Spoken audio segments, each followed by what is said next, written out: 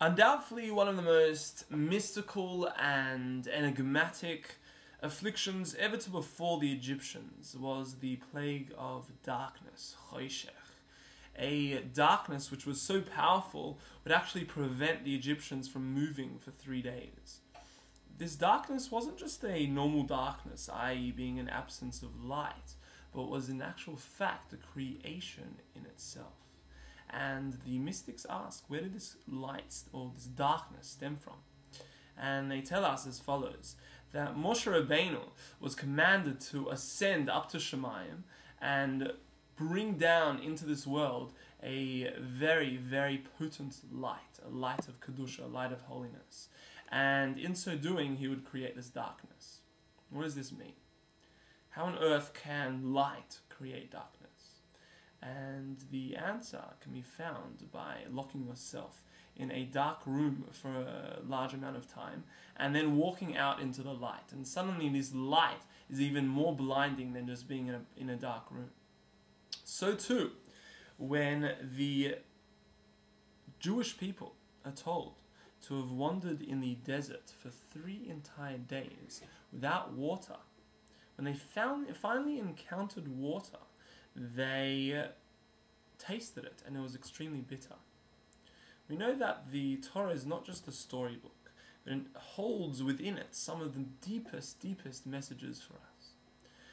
The rabbis tell us that the water spoken in the story is an analogy for Torah, Kedusha, and spirituality.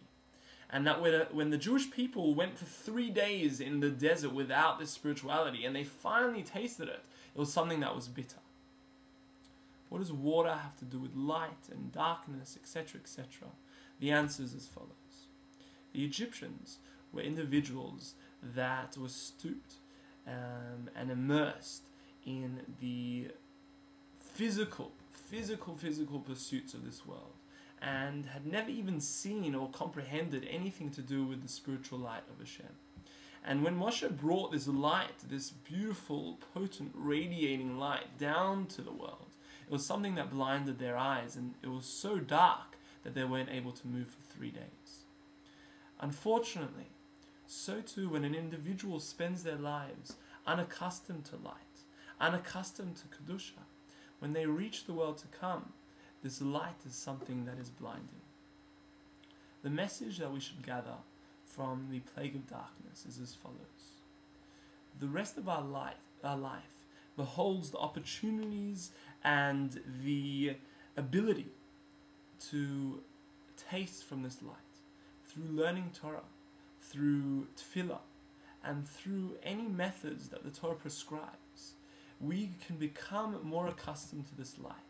And so too, when we come to the world to come, and when we have the ability to be basking in the radiance of Hashem, we'll be accustomed to it, and it won't be something that blinds us.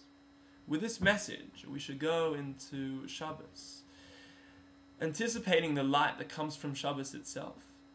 And only that, anticipating and being excited for the opportunities that we can take for the rest of our lives to accustom ourselves to this beautiful light.